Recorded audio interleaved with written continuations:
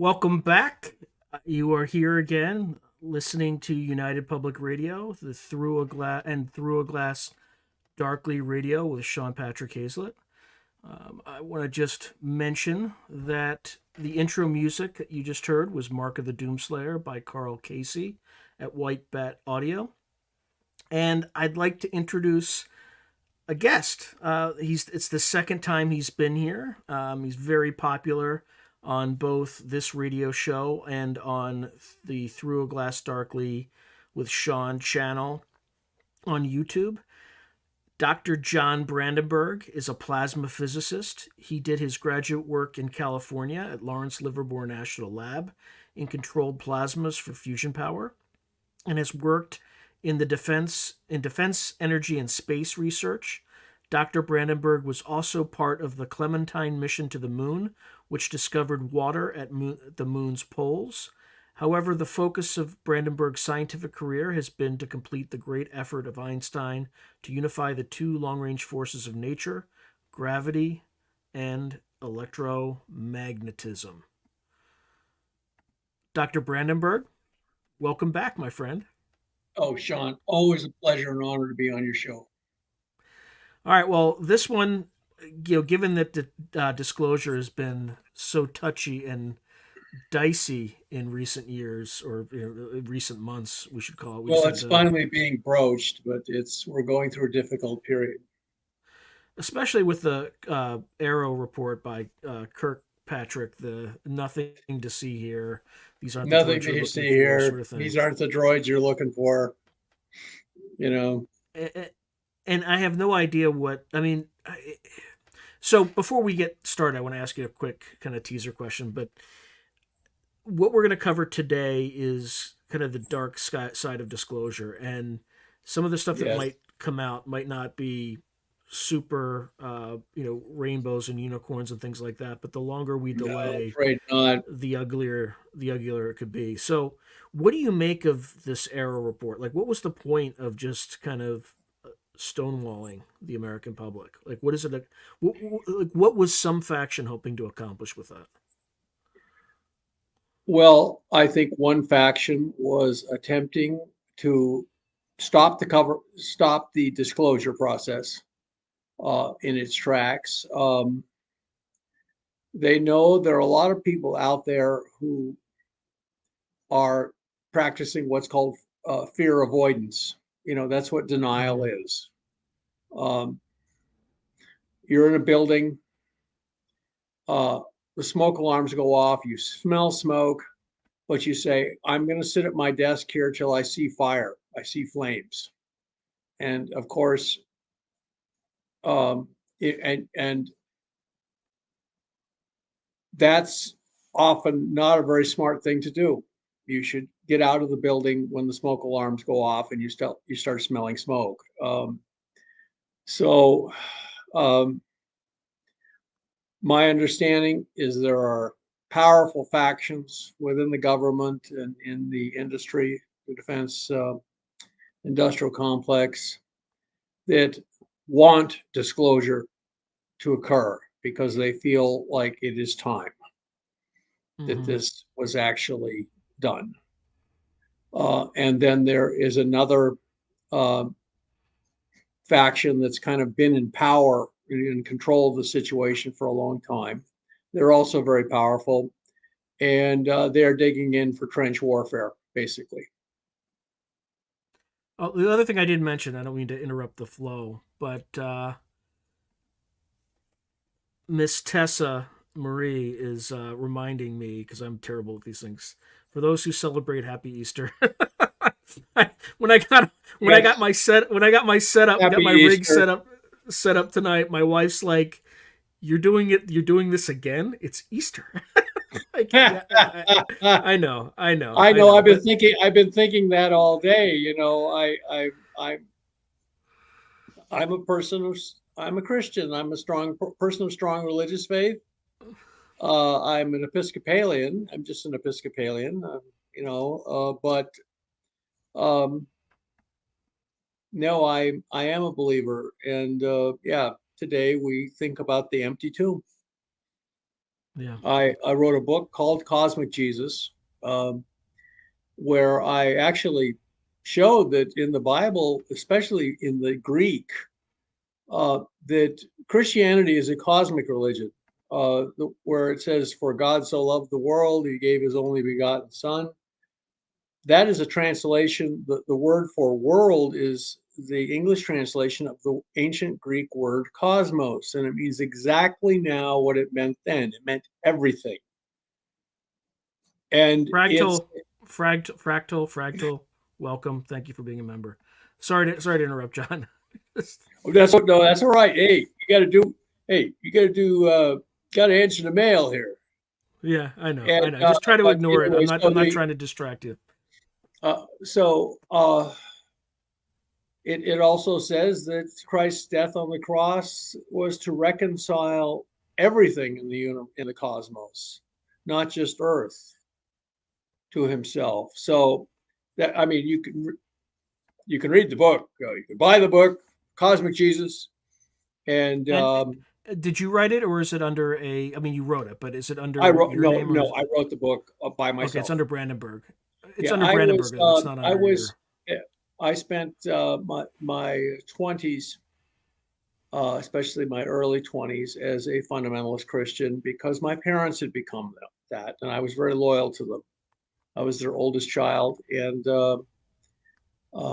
I respected their judgment, and they became Christian fundamentalists for being Presbyterians, and so I followed them into that experience, and I learned the Bible, and I got a deep sense of mysticism myself, for my own self, that survived, the Jim and Tammy Faye Baker things and things like this. And, I saw plenty of that in the churches I belong to at close range.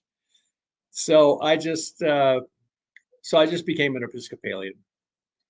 All right, And which back is to the central Church of topic though, England. Yes, because okay, because back to the I'm sure problem at there's hand. some Muslims and Jews who are just like, guys, what are you doing? What are you doing right now? Hey, well, it's Easter. Hey, it's Easter. If it was Yeah. Ramadan, we talk about something else. Well, do not comment on this. I'm just going to throw it out there, and I'm going to move on. Um, our president decided it was, he had 365 days, and he decided to make it another day today. So, I would have probably avoided putting it on Easter That's or a good way to Christmas put it. I'm or not touching that Passover. with a 10-foot pole. Yeah, that's all I'll say. That's all I'll say. Let's move on. Look, Let's move you want to on. have a special day, just don't put it on a high religious holiday. Just try to avoid a high religious. That's all. That's all I'm saying. Anyway, God will get um, him for that. Yes. yeah, somebody said it's Ramadan anyway. Anyway, so It's Ramadan anyway. so maybe Salam alaikum.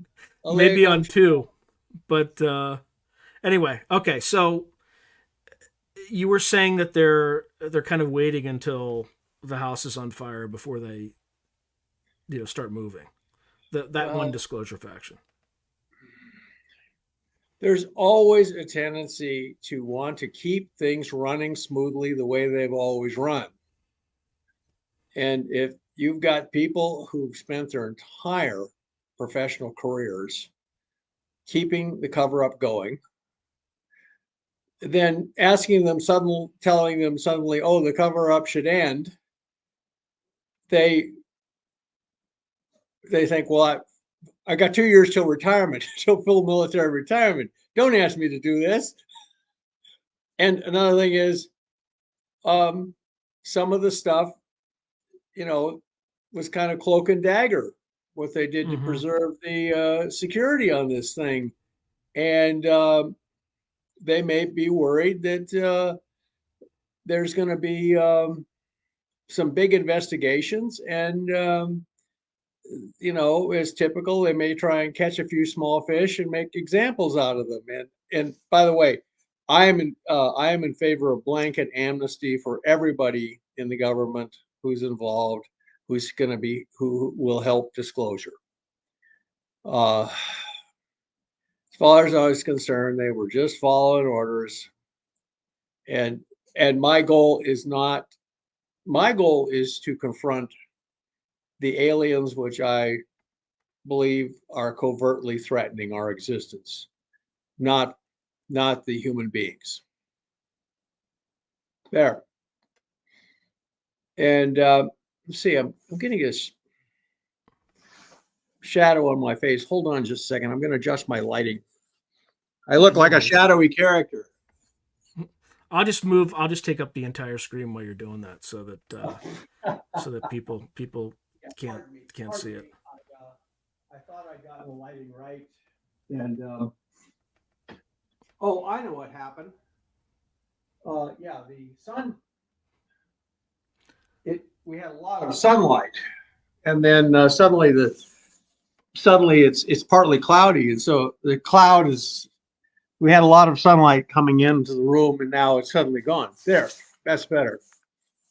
All right. Well, I mean, did I mention that we're on the radio, John? Oh. No, we're also on video. I'm just messing with you, but we are on radio too. So half the audience is like, I don't care about the light. Now. You can maybe see the light. You see the light. Radio. So anyway, I'm sorry. Did I answer your question? Yeah, you did. So what's next? Given all this, kind of given that, I don't know. Well, I don't know if you want to call it a brain fart or turd, whatever you want to call it. I'll tell you why I am involved in this at this point. I'm a Mars guy primarily. I'm a scientist. At Mars, we have data. We have refereed journal articles. We have all of this. We have meteorites from Mars. We have all these pictures from Mars documented from NASA. I told a friend of mine who's involved in ufology, I said, and is an eminent figure is Don Ecker, former editor of MUFON, not UFO Journal. UFO magazine. I just interviewed him, by the way. He was awesome. He's awesome. He's a wonderful guy, and former Green Beret patriot, and no nonsense character. I said, Don, the problem with this field is there are no facts. There are only reports. I mean, I'd like to deal as a scientist with factual stuff, but let me tell you something else that's going on. I worked in Washington, D.C. for 15 years. All of the stuff that was testified to under oath by Congress, especially by Gorish, I heard all of that. I worked there between 1985 and 2002, till just after 9/11 had happened. Then I moved to Florida to work at the Kennedy Space Center. But I heard all of this stuff, and I heard from people who I eminently trusted, professionals. Yes, there was an extraterrestrial threat whose existence was classified. And that was what the UFO cover-up was. That was the core secret of the UFO cover-up. I also, one guy put it this way, and he worked at the Pentagon with the Joint Chief of Staff on the staff. And he said, yes, there's an extraterrestrial threat whose existence is classified. So there is a UFO cover-up. He said, and that's all I can say. The rest you can figure out for yourself, he says. So I'm getting a question. What's your highest evidence? Like, I mean, we don't need to talk about the Mars stuff because there's tons of compelling evidence there. But well, it was reported to me by two military people that there was a UFO cover-up, and they were covering up the existence of an extraterrestrial threat. That was in the 80s, and as far as I'm concerned, none of the situation has basically changed. In intelligence, which is where I helped work as a scientific, consultant, you have to arrive. In intelligence, especially if you're dealing with an enemy who's subtle and believes in deception, what the Russians call maskarova. And of course, there's always the fog of war. reports are fragmentary. Nobody can see the whole picture. They just report what they see, sometimes not as accurately as you like, and then there's deception by the adversary, and you have to come up with what's called an estimate of the situation, an Mm-hmm. estimate.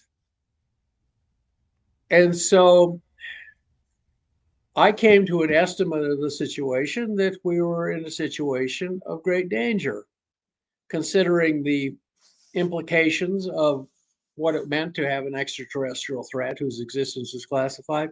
Then I went through 9/11, which also showed me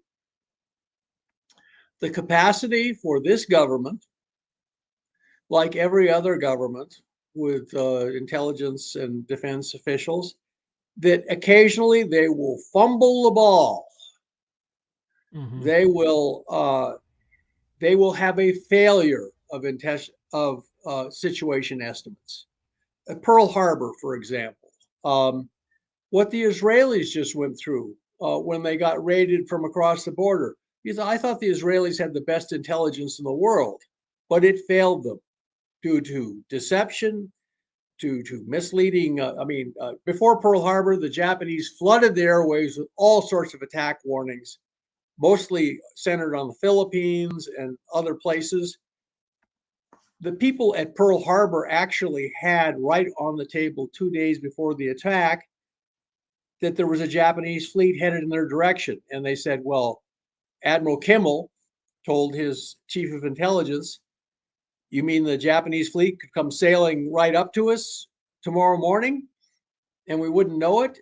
And the guy said, yes, it's that possible, sir. That is possible, sir. And he said, well, that would mean they were going to attack us, and that would mean war between the United States and Japan. The Japanese would lose.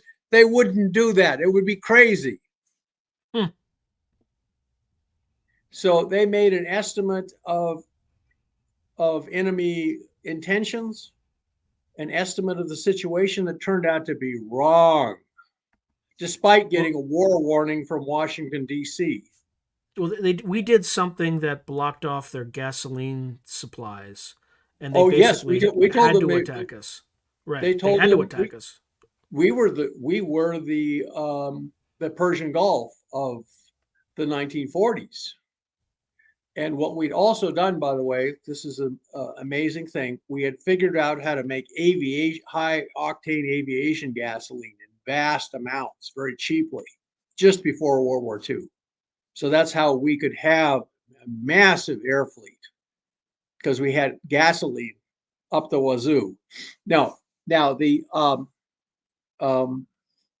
so what I saw on 9/11, and by the way, in the Intel shop I was working in, and people would, I would sit there at a cubicle, and somebody from the Navy intelligence or, one of these different agencies would come up to me and say, Brandenburg, we picked up this weird signal over this country when we flew over it with a satellite.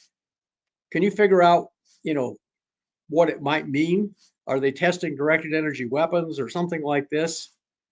And I would give them a page of analysis on, based on what I'd worked on directed energy weapons for one thing, and I would give them my best estimate on what the likelihood was that this Uh, was.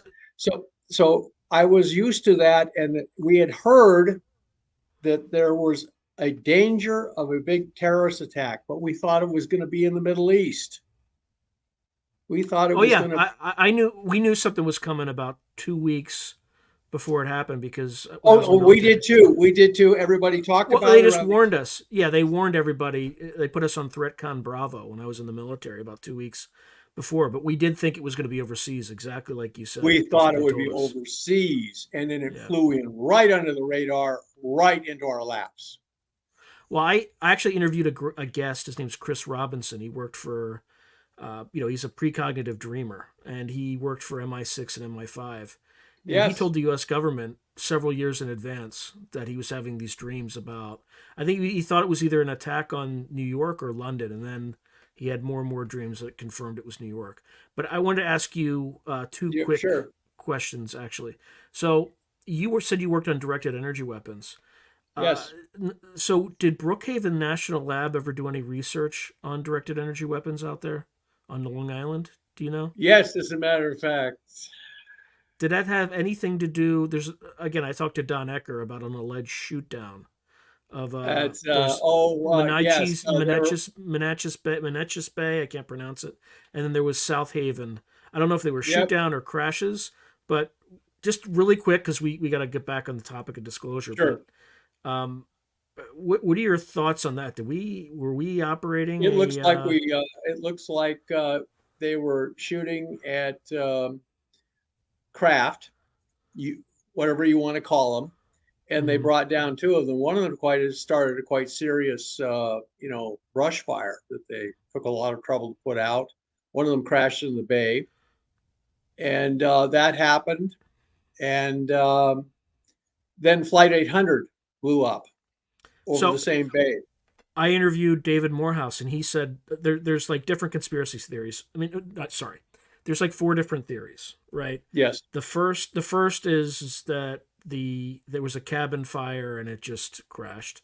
The second theory is there was a tomahawk, or not.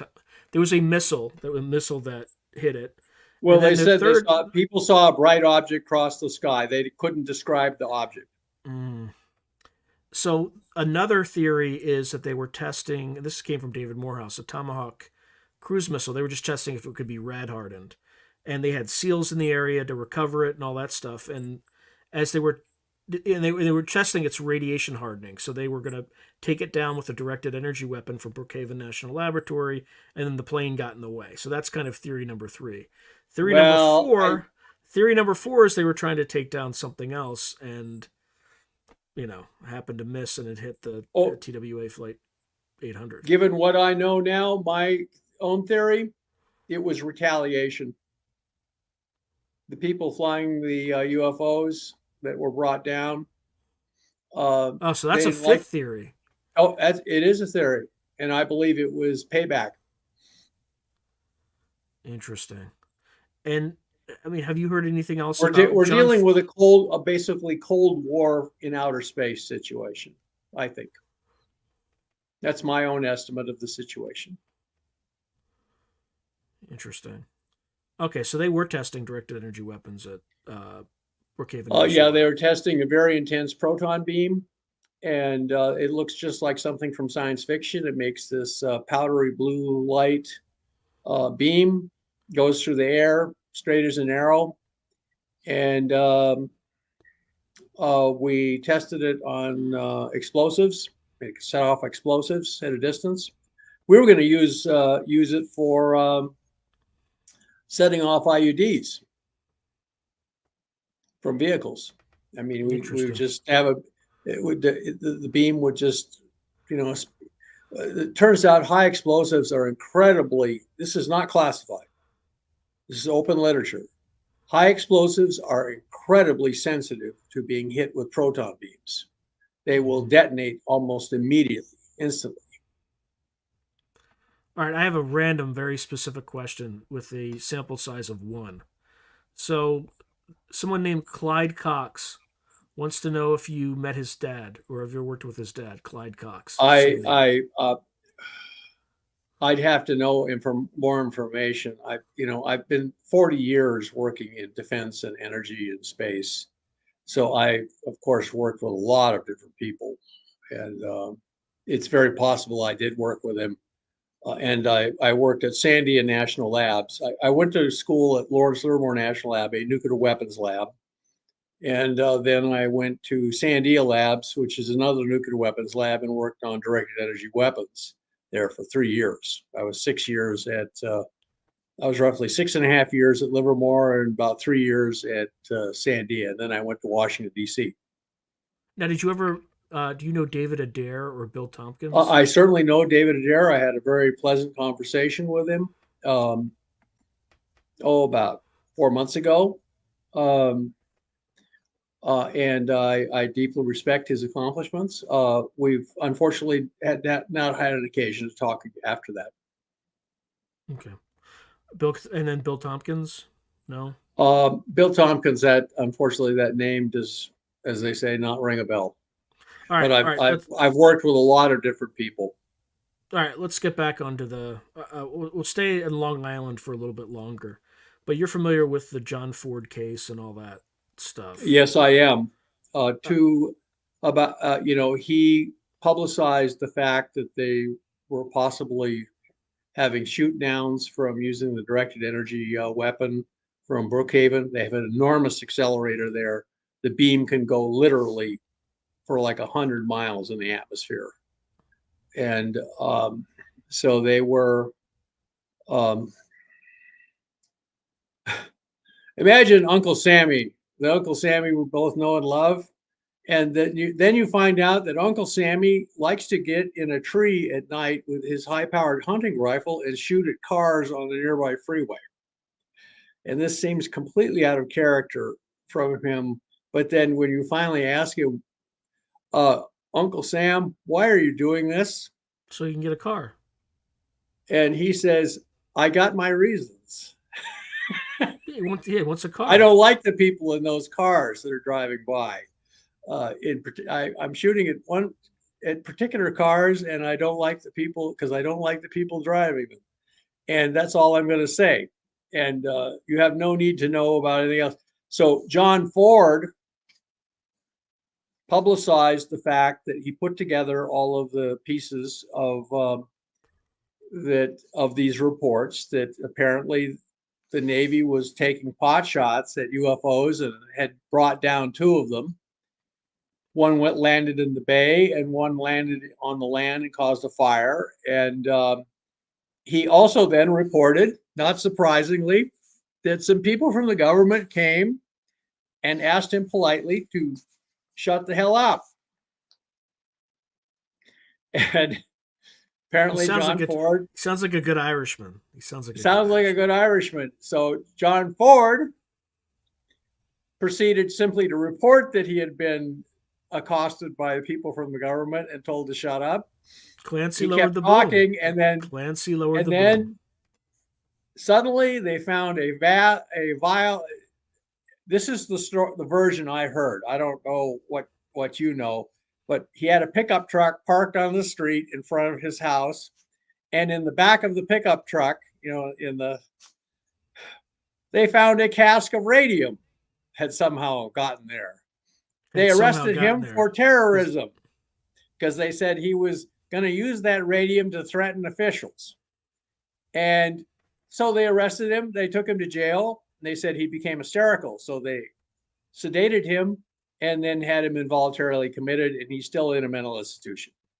So he's still alive. He's still around? It's my understanding. This is the second person I've heard of, by the way, who decided to tell the government to go to hell when he started reporting strange things.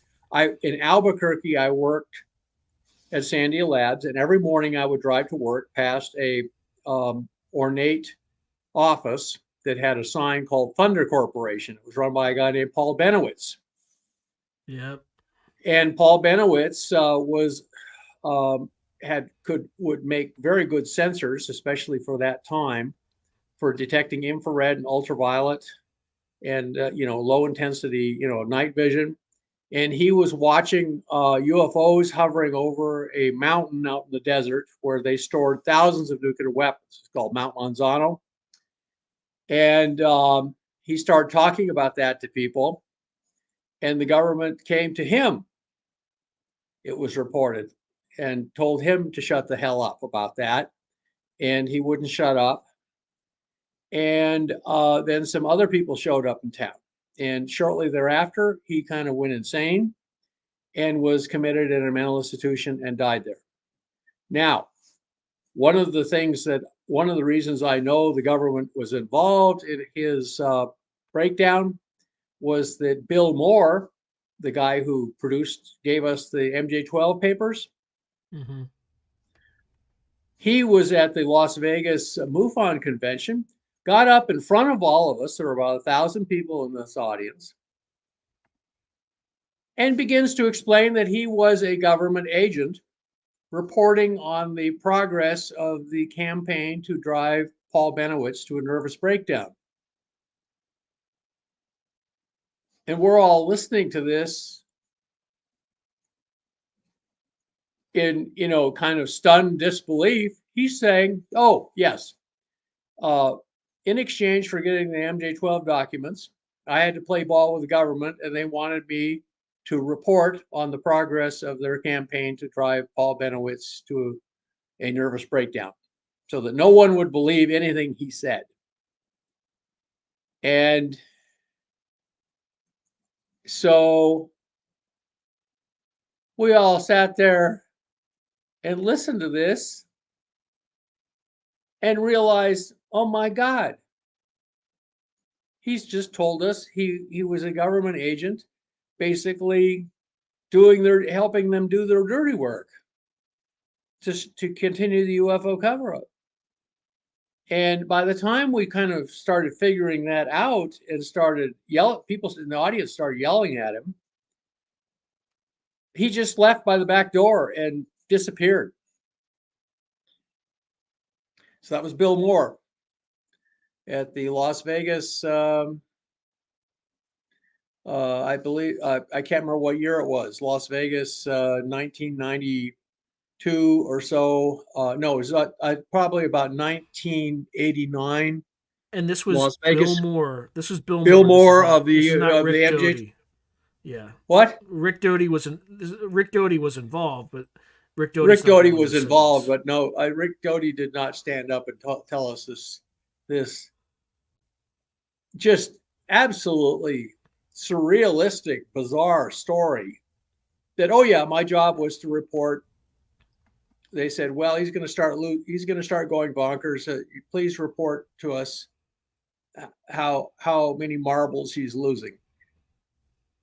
They'd put LSD in his toothpaste or something like that, and who knows what they were doing. We don't Well, know, and part of it also, part of it also was he said, oh, so don't pay any attention to what Paul Benowitz said, especially about the military class, the firefight at Dulce, and these other things, because that was just disinformation we gave him to help drive him insane. it's either true or it's not. Well, and I talked to Leonard Stringfield, Mm-hmm. who was quite close to people in the UFO cover-up, and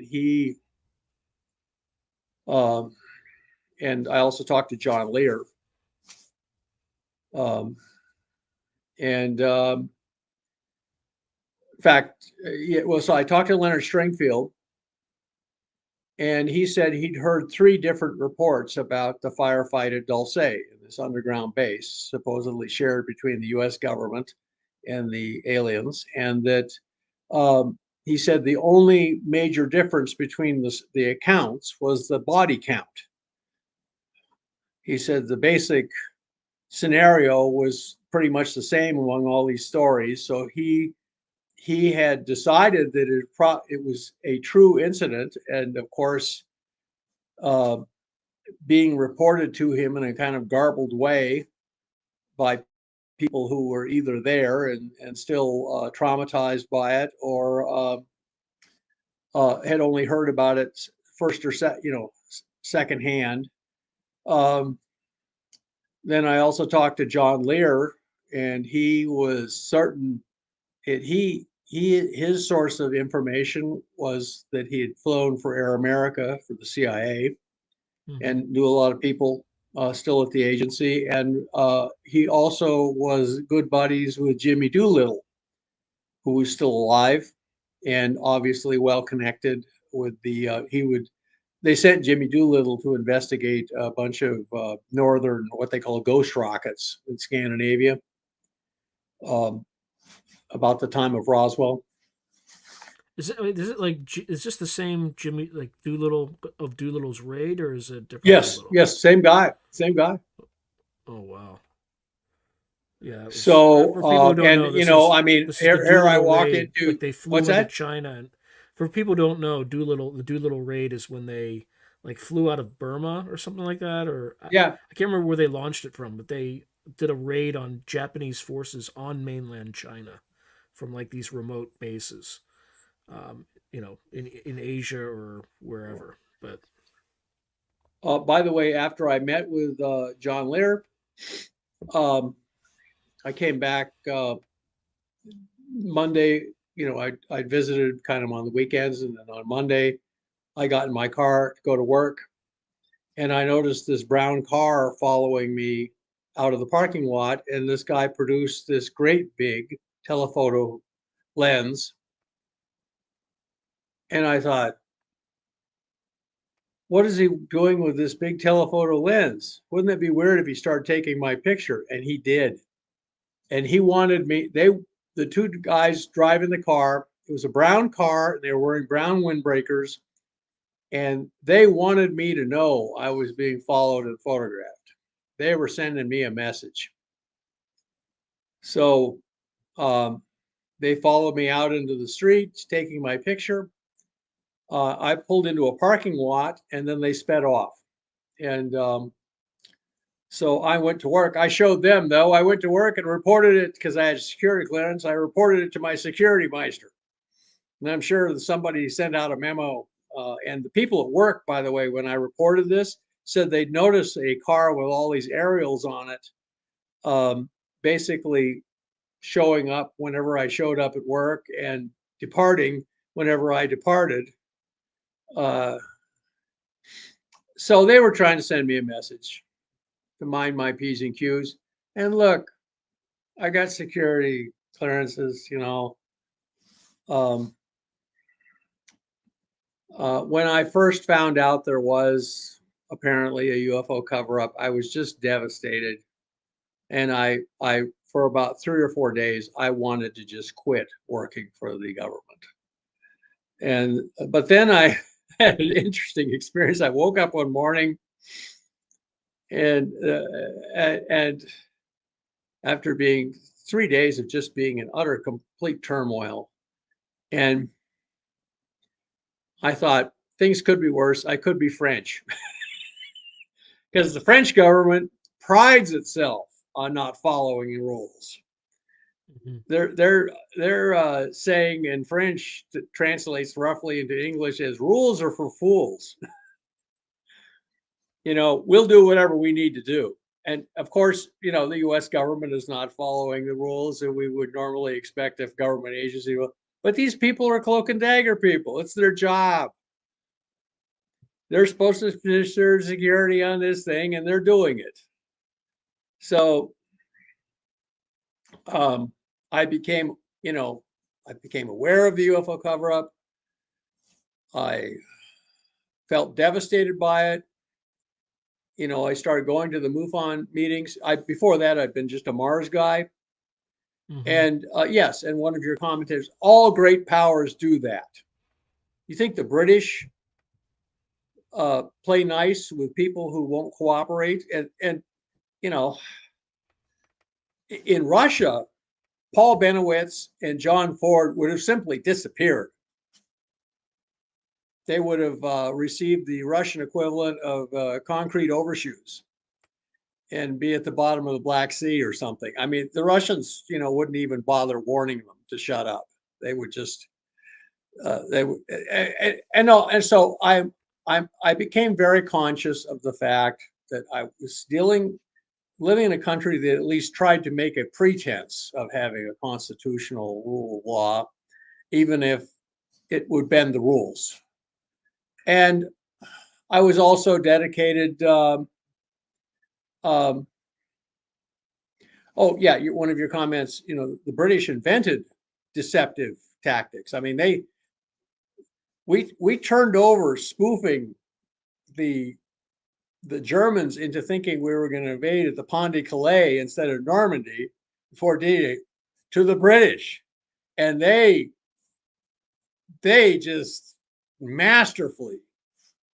And the British have had excellent intelligence ever since Queen Elizabeth, because they were dealing with the Spanish. As far back as the Trojans and beyond, right? Oh yeah, every government. Right. Well, it's even Sun Tzu writes about you got to have good intelligence. Deception. Yeah, all warfare is deception.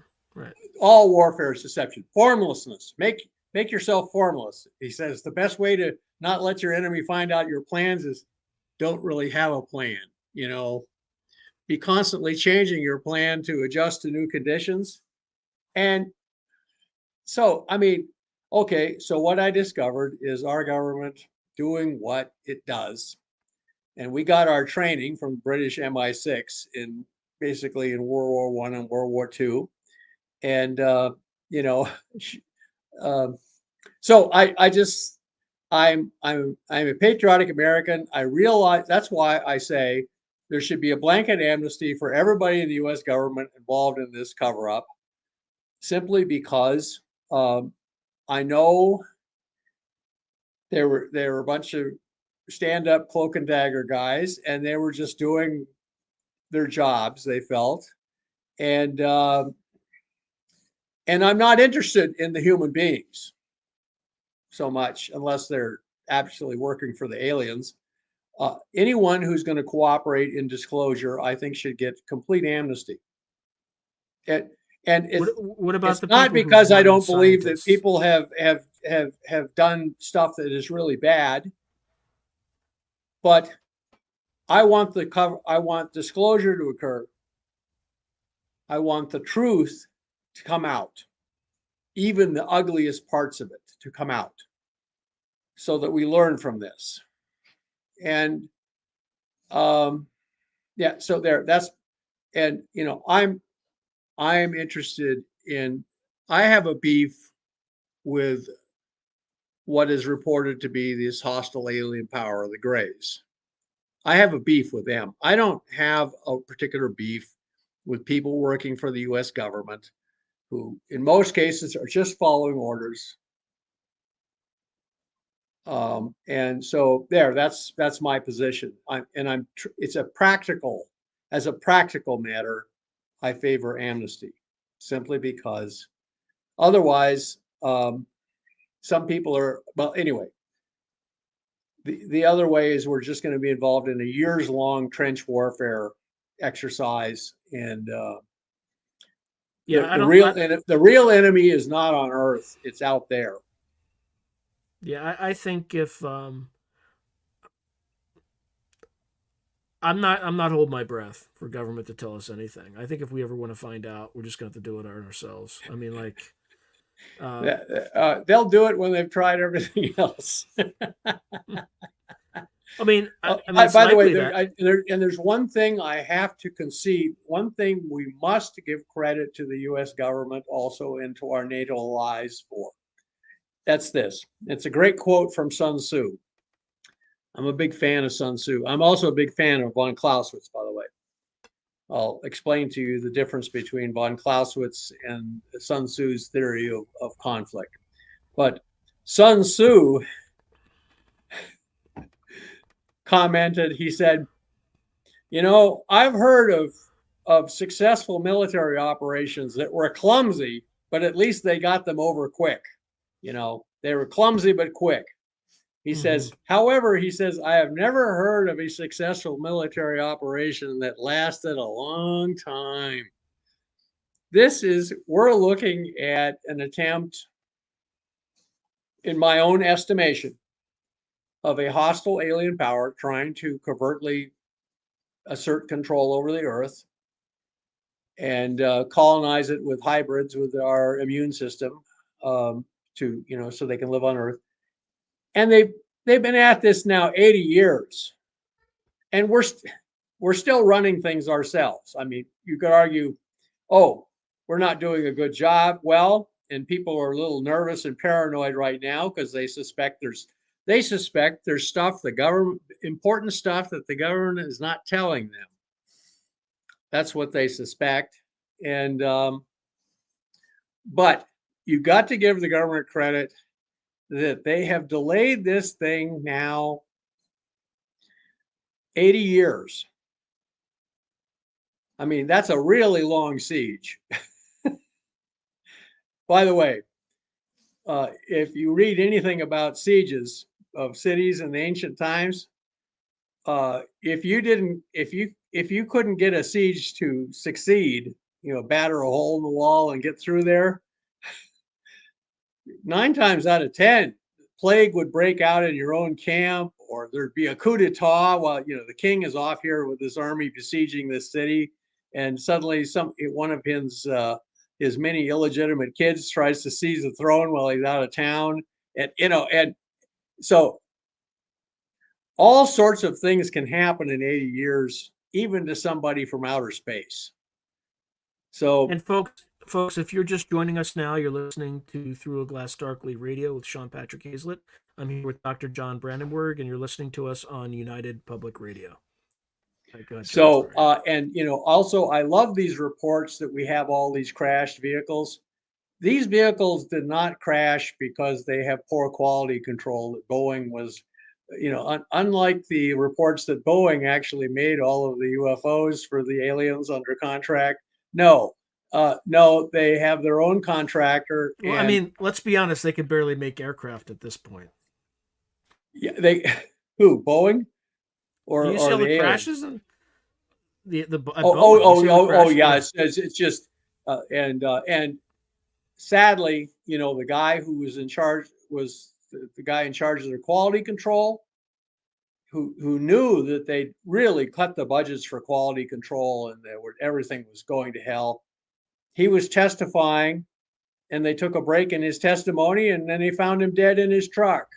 Yeah, he decided to go into his truck in the go shoot himself hotel in the middle parking of lot to go shoot himself. Yeah.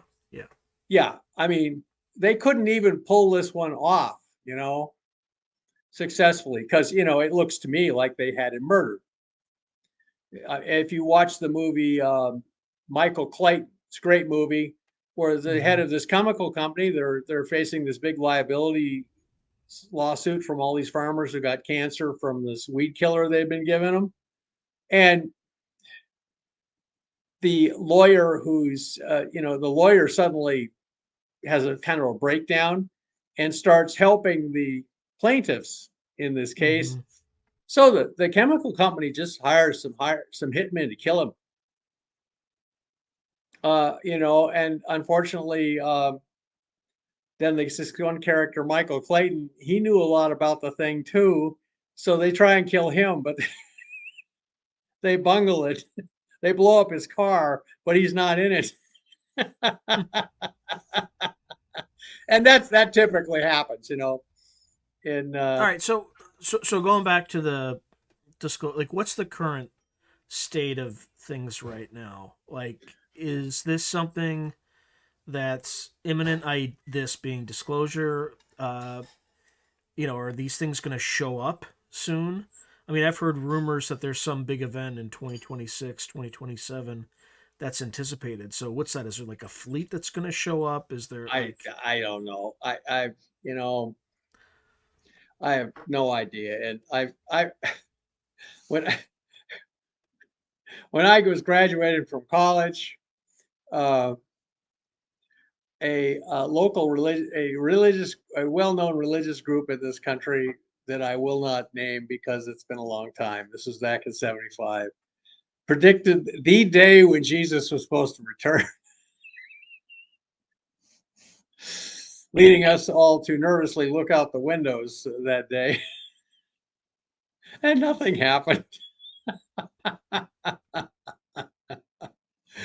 So well, I mean, that's actually a common thing that happens though. Throughout, like, every generation has it. People have apocalyptic dreams, and there's usually some sort of millennial cult or some cult that says the end of the world is coming. They drink a bunch of strychnine. Right, you have Heaven's Gate that happened in the 90s. You had the Jim Jones Gate in 1978, right? Like, I was writing a novel about a big asteroid on a collision course with Earth, and the government tries to keep it as quiet as possible until they can figure out what to do about it. And the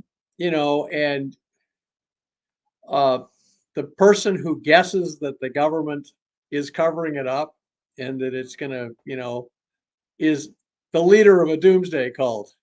So he wants the world to end because he's got terminal cancer, and he's convinced the government gave him this, and the night before the big intercept operation is supposed to happen at JPL, his followers drive a truck bomb right through the front gate. of JPL to try and stop the intercept. And so, and it was funny. I had written that part of it already, and then Heaven's Gate happened because of Hail Bob. So I thought, well, I better finish this thing. I got this Speaking of idea. millennial cults, do you see this whole red heifer thing in Israel right now? I've been hearing about the red heifer for about No, they have 15. they have an altar and they have a bunch of red heifers that they got from Texas, and it was on CBS News like 2 weeks What? ago. Well, it doesn't. The red heifers from Texas, that don't count. Somebody thinks they do. I I'm don't not. know. It's Hey, just it's like a I'm not an millennial cult Orthodox thing. Orthodox Hebrew guy, but I'm certain that the heifer's got to be born in Israel for it to matter. I have no idea. I'm sorry. There was a nice comment by Tessa. Put that Oh yeah, comment yeah. up again. I think she. You were talking about a fictional character, Michael Clayton. That's the car bombing. The Yeah. person who, quote unquote, shot Oh, himself. no, That no, was the no, real. no, That was the no. real I thought whistleblower. he said he shot him. No, no, I was talking. Yeah, I was talking about writing a novel with a Right. suicide car bombing in it to stop the asteroid intercept. And I'd already written it in a novel, and then it happened with Heaven's Gate. So I thought, well, I better finish this novel. So I did. It's called Asteroid 20-2012 Sepulveda. And Well, 2 years ago, I started writing a novel about crash retrievals, and then about 6 months from finishing it, David Grush gets in front of Congress and testifies that we have crash retrievals. there you go. Oh, So I finished the book within six months and sent off my publisher. But good.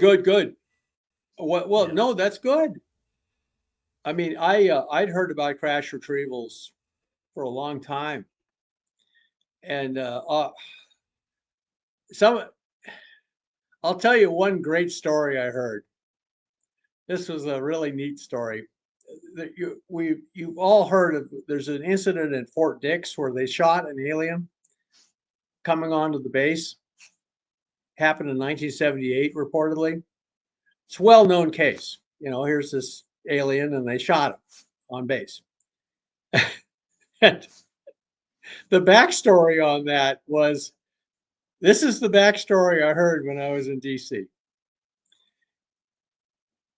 There'd been some UFO sightings in the area of Fort Dix, and they got a call from somebody. And Fort Dix is kind of out in the countryside, and it's surrounded by this fairly dense oak forest. It's a mm-hmm. nice rural area. And so they got a call saying, gee, there's a UFO hovering over the forest, about 3 miles from Fort Dix security fence. We thought you ought to know.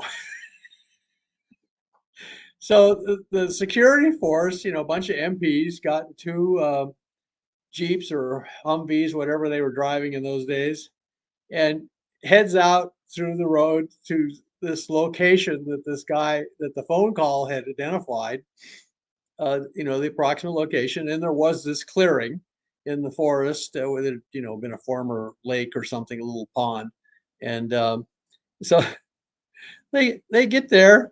This is the story I heard. The MPs drove up this place to this clearing, Mm-hmm. and there is a UFO hovering over the clearing, and there are 4 aliens on the ground, the real short gray aliens. And there was this moment of shock while the FBI, the MPs, and the aliens stared at each other, and then the uh, aliens broke and ran in 4 different directions, and the UFO took off and abandoned them. They abandoned their landing party. And, it was gone into the sky, and the aliens headed for the woods.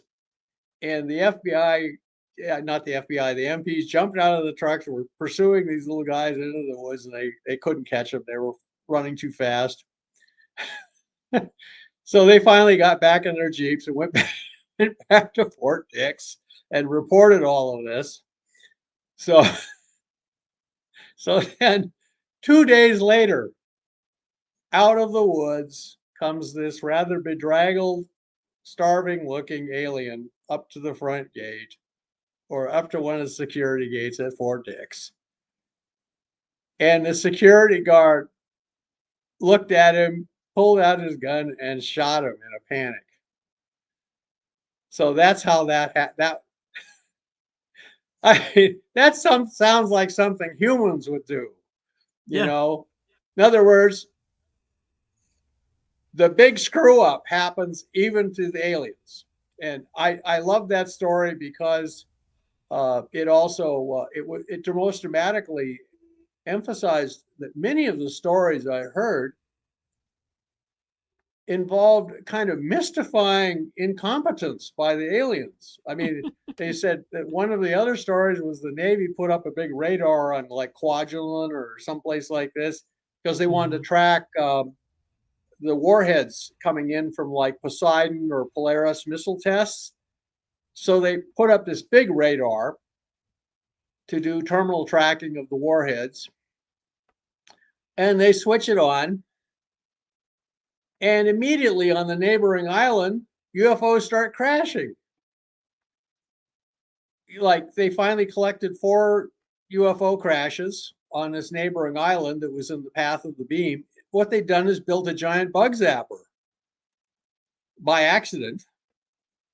And they said they had so many alien bodies, they quit trying to preserve them or send them any place. They just burn them and bury the ashes on the site. They took all the hardware, but they said so one alien ship after another was flying into this big beam of radar and apparently burning out its computer guidance computer or something and crashing. And, so anyway, so I heard several stories like that.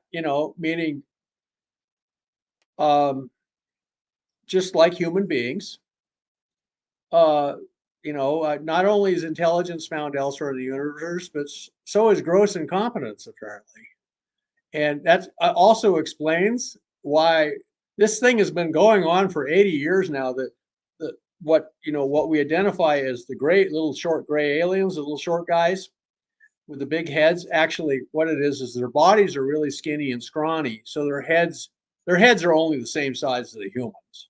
Their brains are about the same. Reportedly to me that their brains are only about the same size as the humans. It looks like they're very brainy because their bodies are so small and scrawny. And not only that, they're gray because they have copper-based blood, not hemoglobin-based blood. Instead of iron-based, it's copper-based. That's found in like octopi, tarantulas, scorpions, large um, non-vertebrates on Earth use what's called hemocyanin. Hmm. It's a dark blue when it's full of oxygen. So instead of these guys being pink, they look kind of blue gray. And so um, now it's you can imagine the difficulties of trying to take a creature with a completely different physiology from a human being. We're mammals, and these things may not be even true vertebrates, even though they have the same kind of basic body shape. It's a very practical body shape for an intelligent technological being. And Hmm. so they are, looking at this as a scientist and just piecing together the reports, it looks like they're attempting to basically achieve a hybrid like between a mouse and a praying mantis. Right. And you can imagine how well that works. I mean, uh, like which blood chemistry are you going to use? Hemoglobin or copper? Or are you going to have 2 separate circulation systems, one for the brain and spinal cord that's based on hemocyanin, and the rest of the body is based on hemoglobin? You have to have a quadruple heart to do that. It would just, you could just imagine. Now, on the other hand, we have a group of aliens that are widely reported that look just like us, called the Pleiadians or Lyrians. Other people call them Nordics. I don't like calling them that. I just say they're Because Pleiadians. they're not apparently all white. I mean, like they're not Oh just yeah, blonde no, hair, blue eyed. they're. Some people say, Yeah. oh, they're all blonde. No, some of them say they're brunettes. It's been, and some people who report them saying, oh, I was invited on board a spaceship by a bunch of blonde aliens, and then they do a hypnotic regression. Oh no, their hair was actually brown like mine. I just imagine them having blonde hair for some reason. So we look the way we look because we belong apparently to an interstellar kind of genspore that you could call Pleiadian. We're Mm-hmm. probably largely Pleiadian in heritage. We're the result of shore leave by the Pleiadians when they were young. All of the stuff of, the sons of God saw the earth girls were very pretty and decided to take wives of them, whoever they like. And the children of these unions were great men about whom many legends were written. That's in the Bible. Then Mm-hmm. you extrapolate that to the Greek legends, Perseus, uh, a bunch of these other Greek heroes, Hercules. They were all offspring of supposedly the gods who were constantly coming down to earth and having affairs with earth girls, and okay, so we have apparently somebody out there who's so much like us they can have children with us easily. I mean, you could say, oh, those are hybrids. Oh, no, they're just that's they're just people, they're just human beings. Basically, they're human beings, but they're not from earth. In fact, our own genetic heritage is probably not mostly human, not mostly terrestrial. By the way, with panspermia, everybody owes their genetic material from outer space because that's where spores from outer space are what started life on Earth. And then, of course, we had this intervention late in our history by these people who looked and acted just like us. And so then the gray, what we call the grays, who look like they're kind of like hive insects, Mm-hmm. they apparently didn't arrive in any numbers at all until like 1942, after World War II had started. And they supposedly come from Zeta Reticuli, and that's 40 years from about the first time we had a lot of radio transmissions. So they may have picked up our radio transmissions and decided that we were a culture that was ripe for the picking. And the Pleiadians, and by the way, I do this work on Mars. There's a dead civilization on Mars. The faces of the Martians look basically human. I mean, they're humanoid at least, and allowing for artistic embellishment and erosion on the objects. They're basically human looking. And so this area of the galaxy was apparently dominated by people like us. And these little gray guys are kind of a new thing around here. That's what I think. By the way, the Earth is in the center of a void in space called the local bubble. You can look it up look it up on the web. Local bubble. We're dead center in a region that is pretty much where stars are sparse. We're surrounded by these walls of stars out about it's a sphere, or a rather kind of cylindrical region of about 100 light years across, and it's just a wall of stars around us. This region was apparently cleared out by a big supernova explosion. Then our solar system drifted into it, and we're dead center in the center of this. And by the way, since many different races are visiting here, it's easy to surmise that we are in some kind of we're in a neutral zone. We're not controlled by anyone in this area. So, and if you look at the Earth, it's very water rich, very resource rich. So we are a resource rich, strategically located planet. So I'm talking big picture here. And of course, all of this is just, we're just connecting dots here, but that's all you can do. All you can do is come up with a situation estimate. You can't come up with a, exact reality. Thank you to Moonman for the super thanks. And I think there's an alternative theory that the Nordics Pleiadians are made by aliens, by the aliens harvested by human sperm and eggs. And then they're saying that these I like to call them non-human intelligence. I think he likes to call them aliens, are full of BS when they speak to us. So there's, Oh, you you don't believe anything that somebody from outer space tells you. including There's no way you people can that say that verify they're what they're saying. And Pleiadians, right? yeah, I mean, but the behavior of the Pleiadian people when in the encounters has been so much more positive than the little short gray guys. They're the ones responsible for cattle mutilations and abductions and human mutilations. And you know, there have been several very friendly reports of encounters between us and the Pleiadians. They're our kindred. Mm-hmm. Blood is thicker than the water, even in outer space, as it turns out. They're probably the reason that the Greys haven't just tried to just take this place with one big military push. One is that we have a lot of nuclear weapons. By the way, here's my analogy to how the human race should get through this period. Japan was out in the Orient. They stopped the Mongols from invading. The samurai did.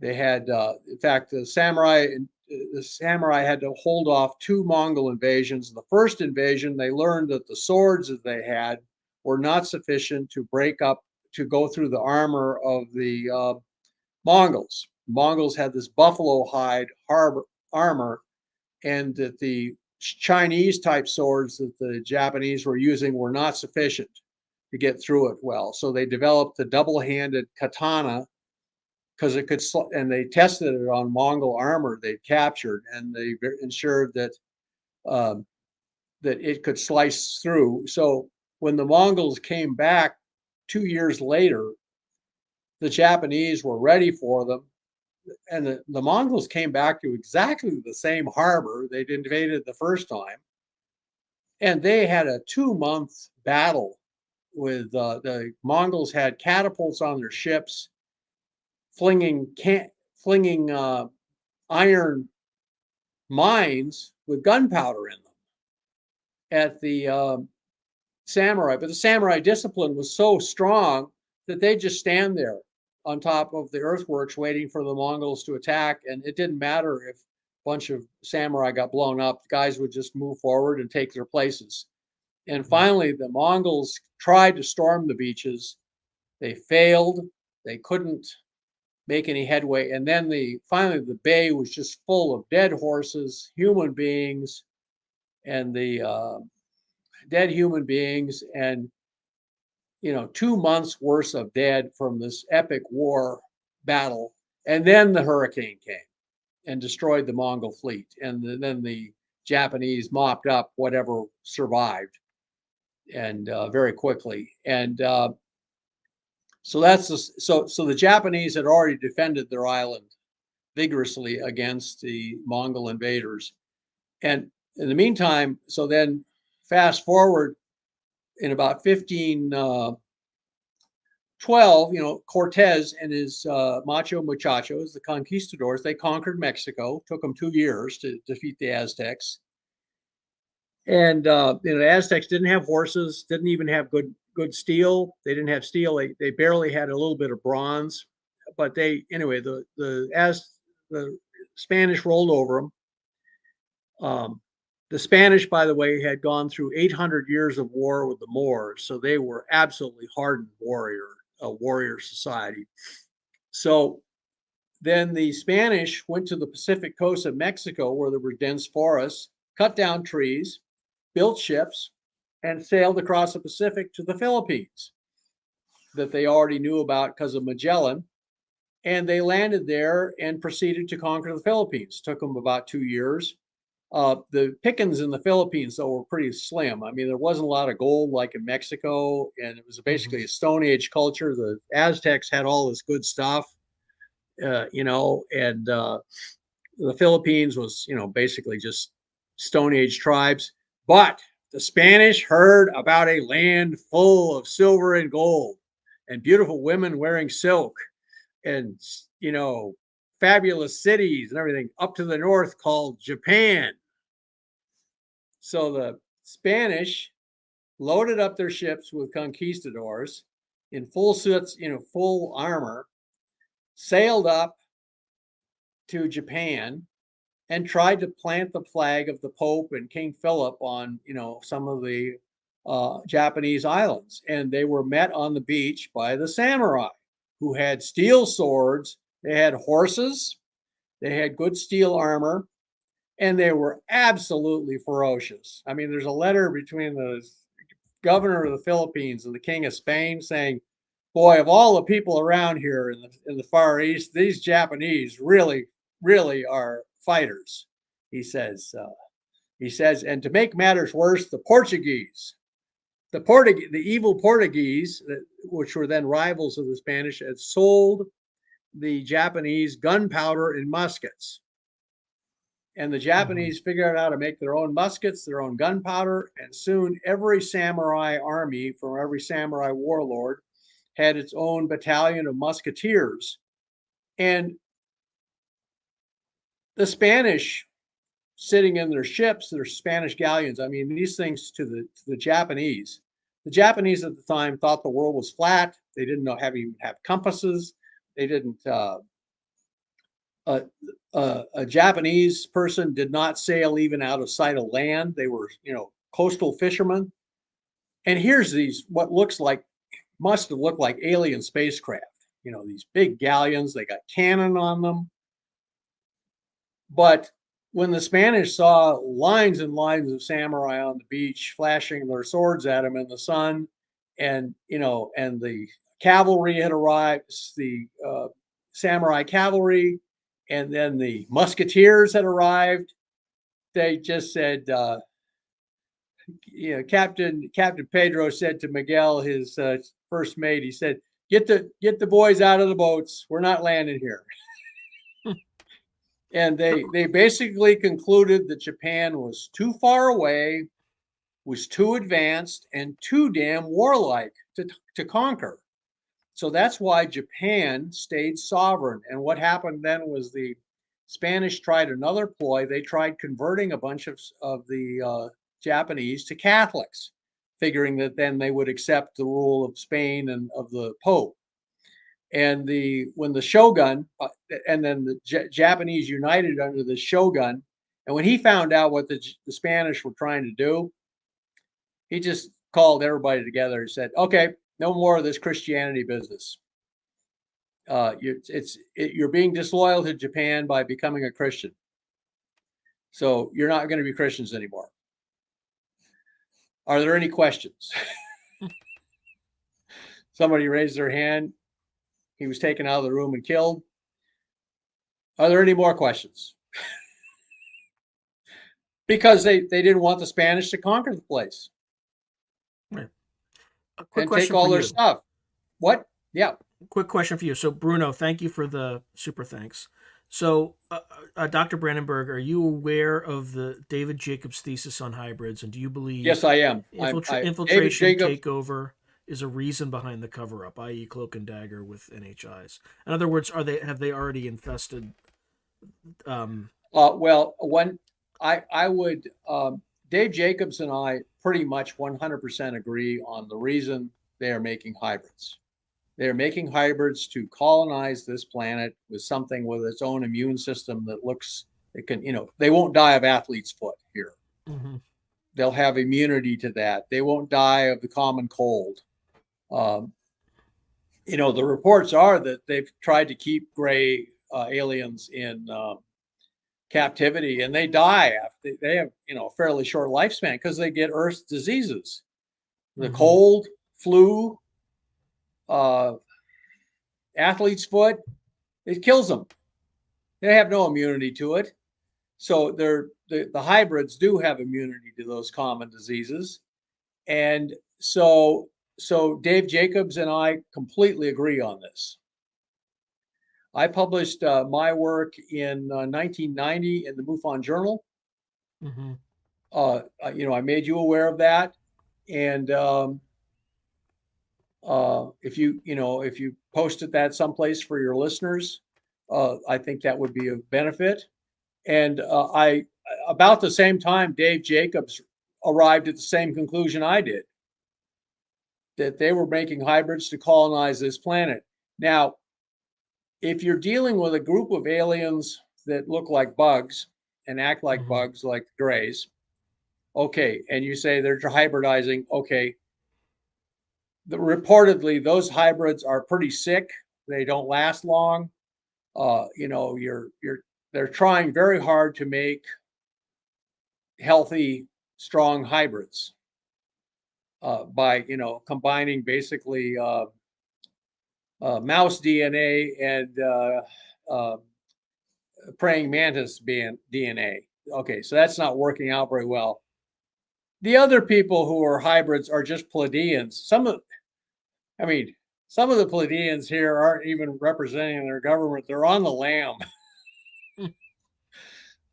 Well, I'm here because my ex-wife is her family's looking for me. Or, I got creditors and I can't pay them, so I'm here on Earth hiding out. Something like that. And people said, oh, you can tell Pleiadians because they don't have earlobes. My father didn't have earlobes. Mm-hmm.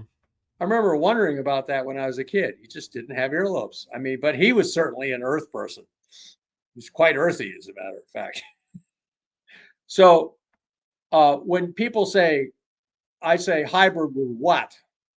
If you're talking about people who are hybrid with Pleiadians or one of the or Lyrans. By the way, if you want to know what a Lyrian looks like, check out the movie by Walt Disney from 1962 called Moon Pilot. Hmm. And it's got this beautiful woman in there, and she befriends this astronaut. And she says uh, he's supposed to go up and orbit the moon and come back. And she says you don't have enough radiation protection on your capsule. You're going to die up there. Here's a formula for a coating we can put on your capsule to save your life. And they become quite cozy with each other, and they end up getting married and having kids. And she's Lyrian. Hmm. And yeah, she's just a real cutie pie. So, what did Walt Disney know about Pleiadians? Because the Lyra is a constellation, that's up in the northern uh, sky, and they say that's where the Pleiadians are actually come from. They originated in some place in Lyra, and then they fled Lyra because they got in a war with these reptoids and lost Mm-hmm. basically, and they moved to the Pleiadians. But the Pleiadians are now very strong, they say, and they are helping to protect us. People say, well, if you suppose we have disclosure and the aliens don't like it, well, which ones? I mean, if we have friendly aliens out there giving us technology, we have retrieved crashed alien vehicles that we can reverse engineer. And by the way, human beings are incredibly quick learners when they need to be. We can reverse engineer stuff really. Look, that one of the things that happened after the Battle of Midway was the Mm-hmm. Japanese tried to invade the Aleutians, and 1-0 was shot. It took a 50 caliber round in its wing tank, and it started losing all of its gas. It couldn't make it back to the carrier, so it tried to do a landing on this one island in the Aleutians. and crashed instead. They found that plane within a week. Mm-hmm. They took it to San Diego, re-engineered it, and that produced the Grumman Hellcat. Oh, They really? made a they made an airplane that could outturn H-0 because it had such a powerful engine. So they upgraded the Wildcat, which was the standard Navy fighter, and made the Hellcat. And the Hellcat had air superiority then over the Pacific until the very end of the war, when the Japanese came up with some new fighters. But by that time, we had a B-57 Mustang and the Corsair and all of these planes.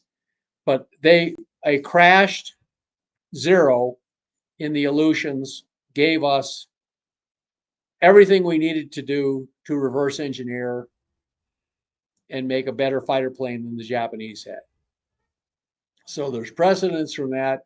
So, okay, we've got friendly aliens out there who are kindred, they're blood kindred to us.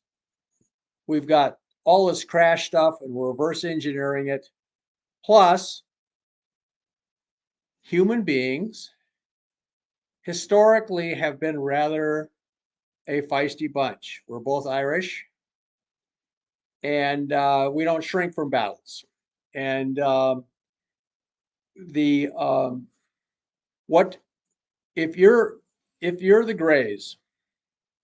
You're traveling here 40 light years, let's say, from Zeta Reticuli. Let's say that that's where they come from. You're trying to wage a war at the end of 40-year supply lines, 40 light year supply lines, against a planet with 8 billion people on it who have the capacity to all fight to the death. It's impossible. It is impossible. What they're doing is incredibly difficult, even if there was no disclosure. Now, in fact, what's happening, Sean, and this program is part of this process, we're not having government disclosure. We're having the guerrilla war version of that. We're having exposure. Everybody knows who is interested in this matter. They know the possibility of a threat from outer space posed by these little gray aliens and their hybrids and all of their schemes. And they know we can shoot down their ships. That's what why do you think they call them crash retrievals? No, a lot of these ships were shot down by us.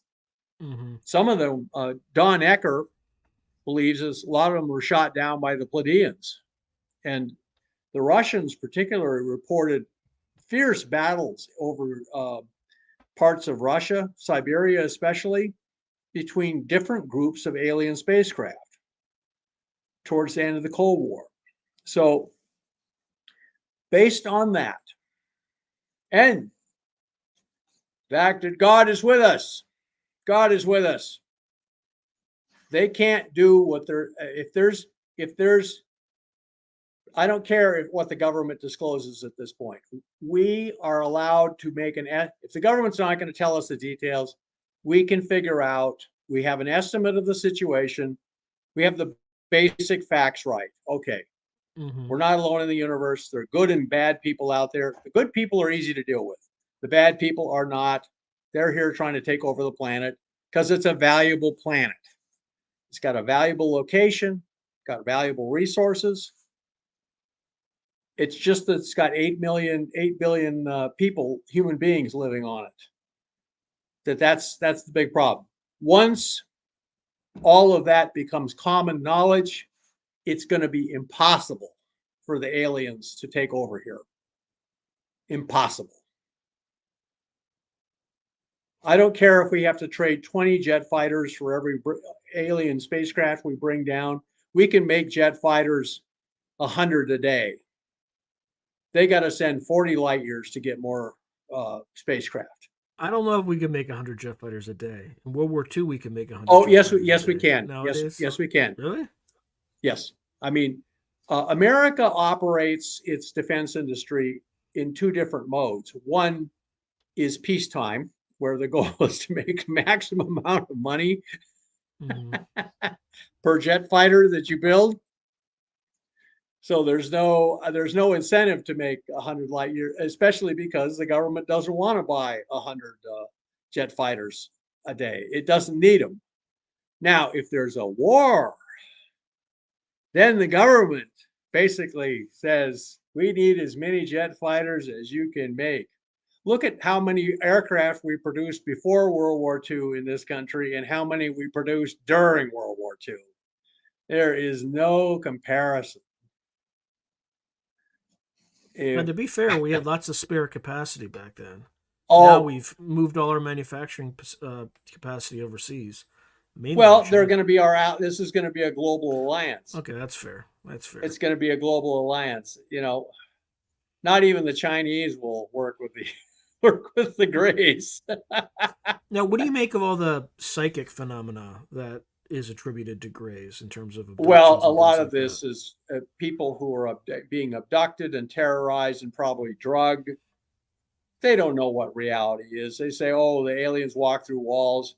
You know, no, they walk through the door and they make you imagine they're walking through doors. It's Hmm. just, you know, there's what's called a rice strand curtain. It looks like a solid wall, and you walk through it, and if it, and once you have somebody under your power, especially if they're utterly terrorized and they're on drugs, you can make them imagine they saw whatever you tell them. So a lot of this stuff is just BS. We're dealing with what's called psyops. We're Hmm. in a zone of conflict.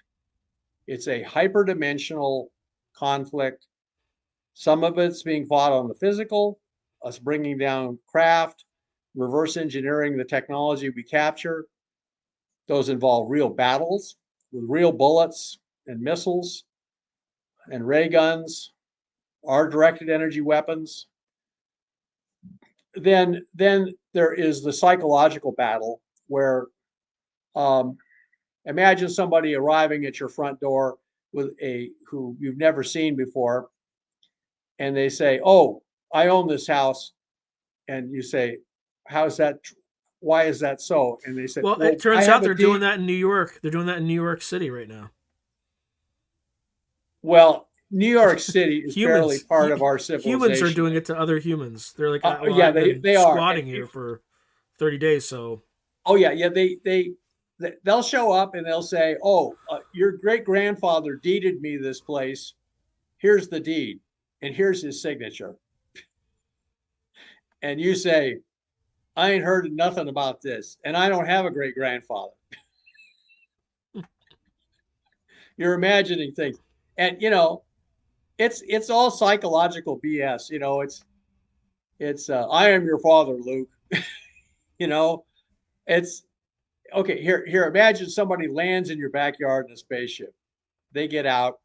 They look like you. They smell like you. They're looking at your wife uh, dreamily. It's been a long space voyage. They've been cooped up in this thing for a long time, and they say, "Yeah, I'm here to help. You'll at least invite him in for coffee."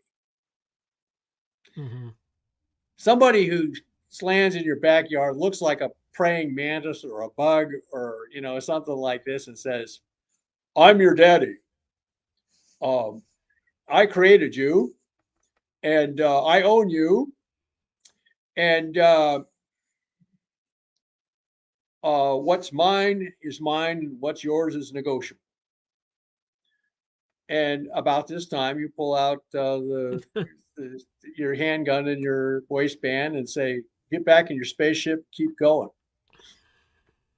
That's what you tell them. Yeah. One of the other basic principles of human law, by the way, is possession is 9/10 of the law. It had to be that way. Um, we own this place. We own ourselves. Nobody else owns us. Only God. And anybody who climbs out of a spaceship and says, "Oh, I own you because I seeded you genetically and stuff like that," just say, "Get back in your spaceship, keep going." I own or myself or now. you agreed, I'm declaring independence. There. or your soul contract mandated it before you were born, and you agreed to this.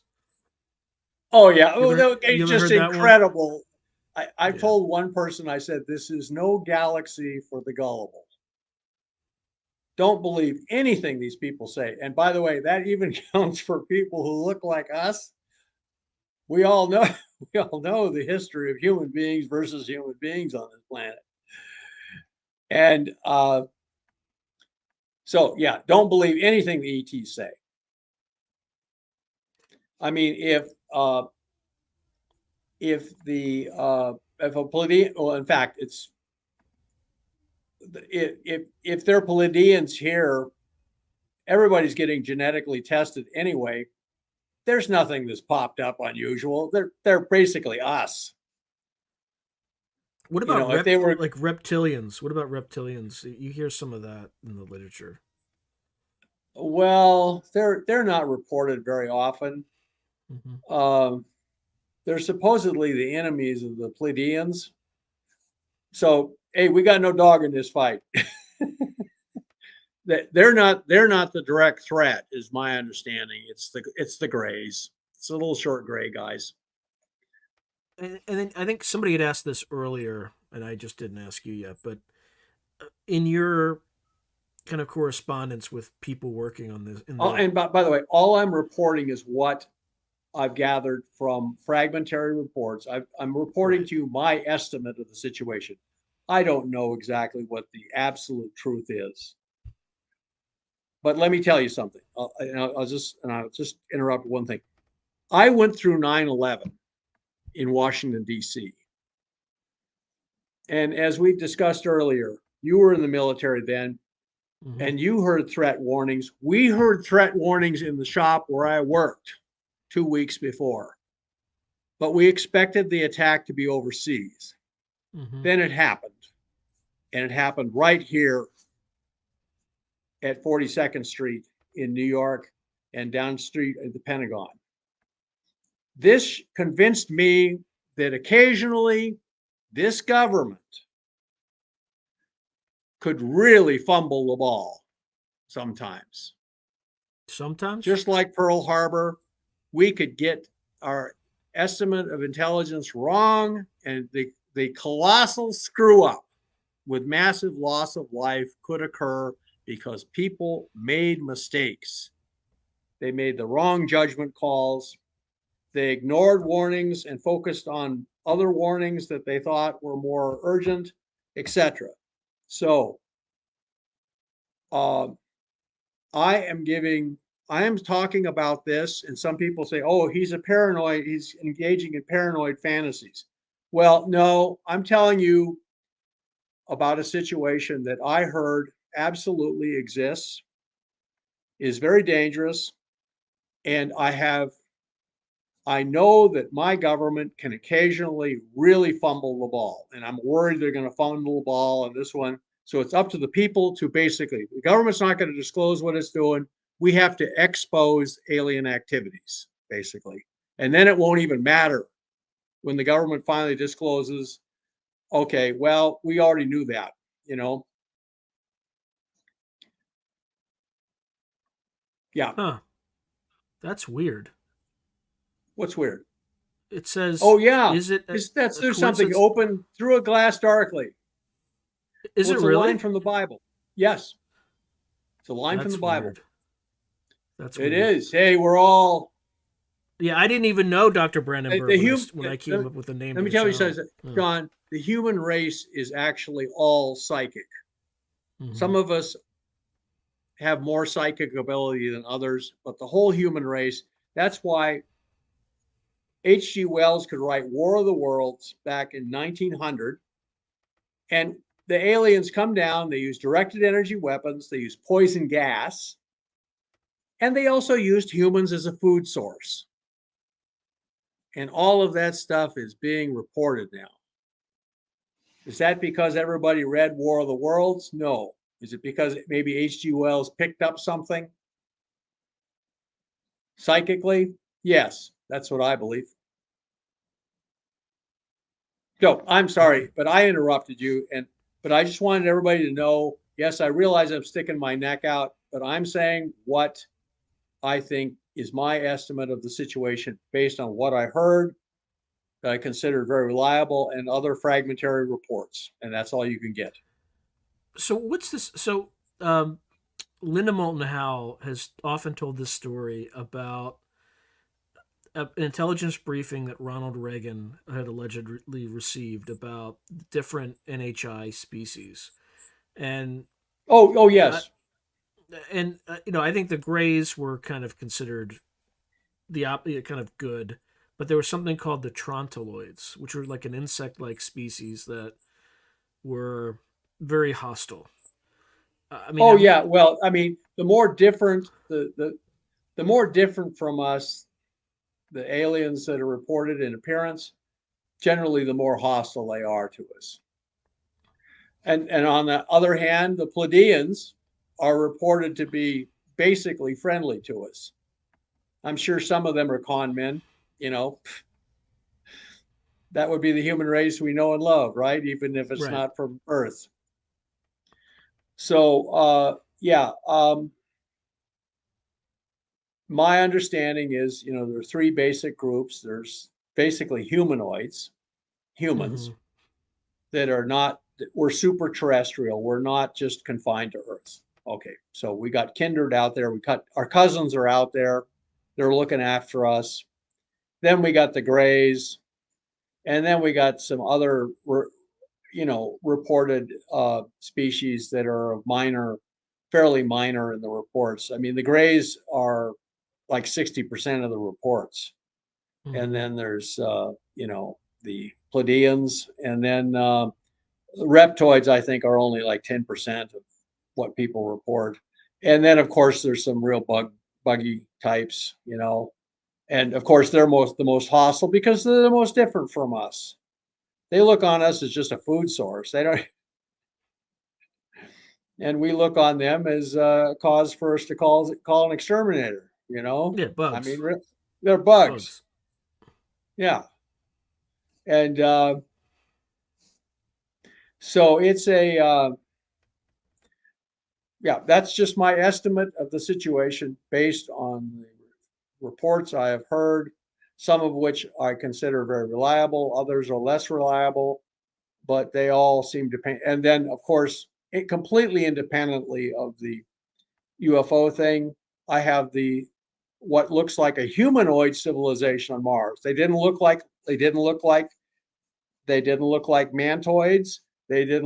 tarantoids. They don't look like grays. They look like us on Mars hundreds of millions of years ago. And then somebody nuked them. And that's a completely independent line of evidence that not only we're not alone in the universe, but of the universe's brutality on occasion. We already knew that though, because we're on Earth. Mm-hmm.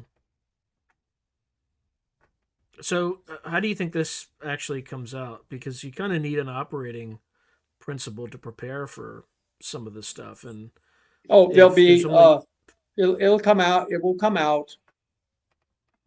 It'll become kind of just common knowledge, and eventually it'll basically work its way. The Congress right now is being very docile. The Pentagon said basically the congressman, you have no need to know all the details. Now, who's running this country? Is it the it's not Pentagon? Congress. Yeah, the Congress is we the people are supposed to be running this country. We the people are going to expose this so it's common knowledge. And then the chips will just have to fall where they may. I mean, um, in my cycle of novels called the Morning Star trilogy, the UFO cover up collapses. It dies a horrific, violent death in my novel. And then we have a global alliance against the Greys. And the second novel, we are basically finding gray bases on Earth and destroying them, including on the bottom of the ocean. And then we invade the moon. We finally invade the moon. We have enough reverse technology for anti-gravity, and but what's our ability to produce sheet metal and locks and kerosene ultimately is what moves the really heavy stuff up to the moon for us. And we invade the moon. Our ground forces advance. I mean, we got everybody up there. We got the NATO alliance up there. We got the Russians. We got the Chinese that are pretty useless, but we got the Japanese. And yeah, turns out the Chinese government does not want its troops to incur heavy casualties, so they won't. The Chinese, like, well, all of their people on the moon are only childs. Every Chinese soldier okay. on the moon is an only child, usually Yeah, of a high government official. Mm-hmm. So they don't want any casualties. So they're pretty The useless on the princelings. moon. Yeah, the princelings. Yeah. But you got the Irish up there. You got the Germans. You got the French. You got the Turks. Oh man, I wouldn't You want to got be. the I wouldn't be United up against the States Turks. Marines, and and then you've got the Japanese who fight like hell, and then you've got the Israelis up there. They have the Golani Brigade up there, and the aliens were just not prepared for this at all. Sun Tzu, according to Sun Tzu, the best way to win a war is without a shot being fired. You get somebody, you razzle dazzle the enemy, get them to all desert their tents in the middle of the night.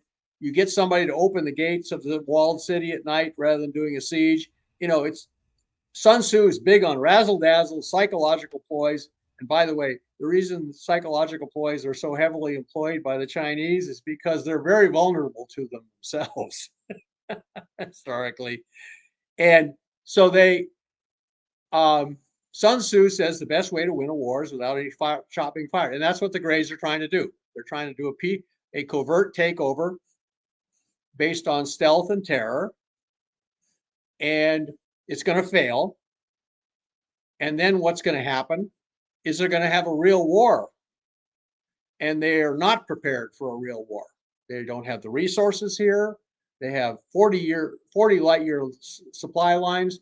And the other in the novels, the Pleiadians and this other group called the Unal start raiding the Gray supply lines, so that finally only one half, and finally only 1/3 of the supplies they're sending to the moon and reinforcements and stuff are actually getting to the moon. And they're telling their people, deliver these cargoes to the moon or don't come back.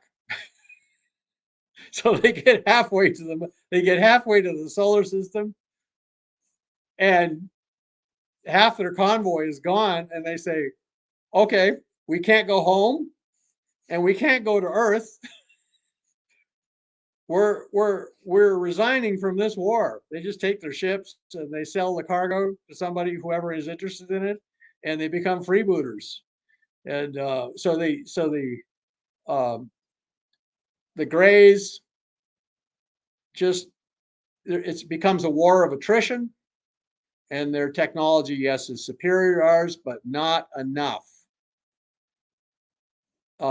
Quantity, as Joseph Stalin said, quantity has a quantity all its own. And our supply lines are 1 light second to the moon, and theirs are 40 light years from their home worlds. And they just finally, they can't do it. And especially because the other surrounding races, who hate them anyway, they consider them the scum of the galaxy. They start raiding, they even hire pirates as mercenaries to raid their, so that the surrounding powers, they can claim clean hands, So anyway, so that's what happens. And finally, the Greys send one big fleet, And by that time, the Earth has its own fleet, and they have a big fight over the far side of the moon, and the Greys lose. And then what's left of their fleet retreats and then gets picked off by all these other powers on the way out of this neutral zone, because they're in the neutral zone. They're not supposed to be here in the first place. And so it is a complete disaster for them. In fact, For folks just joining us, you're watching Yeah. Through a Glass Darkly Radio with Sean Patrick Hazlett. I'm talking with So Dr. John that's Brandenburg, and you're listening on United Public Radio. All right, John. That's all right. So anyway, and the two women actually end up on the moon as war correspondents on the moon. And I'll just tell you one scene. They go through this battle for one of these craters, and the Americans take a lot of casualties. So they're on this kind of maglev train being sent back to this base, and there's all these wounded Americans with all these horrible wounds, and the nurses are trying to keep them all alive, and the two women are carrying bedpans and bags of blood for everybody. They're helping out. They're drafted into the nursing corps, and they finally make it back to this base and they're sitting in a bar finally, and the nurses who they'd worked with on this train, this evacuation train, are sitting in the same bar and invite them over for a drink. So it's a bunch of nurses, and they're all exhausted, and this one nurse, this short blonde nurse, keeps looking at Cassandra Chen and says, if you guys would have left the UFO cover up alone, none of this would have happened. So this is all your fault. And Cassandra's friend Pamela slugs her. And they end up in a barroom brawl with these nurses, and the MPs come storming in and separate them. There's a bunch of women screaming obscenities at each other and saying, the MPs are saying, who started this? And they're both screaming at each other. So the MPs tell them, get out of here, go back to your hotel. And the two heroines, Cassandra and Pamela, are walking out of the bar, and the blonde has a nice shiner now, or it's the beginning of a nice shiner, and Cassandra has her arm around her shoulder and says, Pamela, now we can say we have truly done everything. Yeah, so we win the war. We win the war because we are very organized, and we're very quick learners, and we get a lot of help. So by the way, and if you're prepared for a war that doesn't have a shot being fired, that's also the cheapest form of war. So suddenly, if you have to fire a lot of shots and you're not ready for that, then you get your ass kicked. And that's what happens. So at what point do you think there would be I'm trying to think of the right word for it. Like at what level of information that humanity has would there be a turning point at which the Greys would? I think when about 20% of the population kind of understands the basic situation, that we're in danger, the government is covering up a dangerous situation, and in fact, the government may be being threatened by the Greys not to disclose, because the Greys don't want disclosure. They want to be able to abduct people without anybody waiting for them with shotguns, and or things like that. And so, and the Congress will finally just say, you're going to tell us what's going on, or you're going to lose your jobs. In fact, in the novel I wrote, when the UFO cover-up starts to really fail because of these two women, the secret government decides that the UFO cover-up is too big to fail, and they attempt a coup d'etat. against the regular government. And they expect the aliens to show up in the sky over Washington, D.C. to give them shock and awe. And they have troops in black. They have several battalions of troops in black taking control of the Capitol. And the president declares a state of emergency and calls for the arrest of Cassandra Chen and Pamela Monroe, the two women. But it's cloudy. So the aliens are flying around in the clouds. No one can see them. And some of the special forces are firing microwave beams at them, so they're afraid to come any lower. So they finally just give up and leave, and they just abandon their human allies on Earth.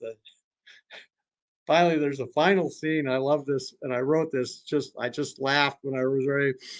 The coup has been crushed by loyal military forces, loyal to the Congress.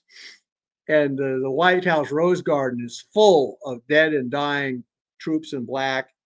And the head of the UFO cover-up, the secret government, is trying to make an escape to his helicopter to make good his getaway. And one of the medics is trying to help the troops, and says, sir, we didn't bring enough medical supplies, for this situation.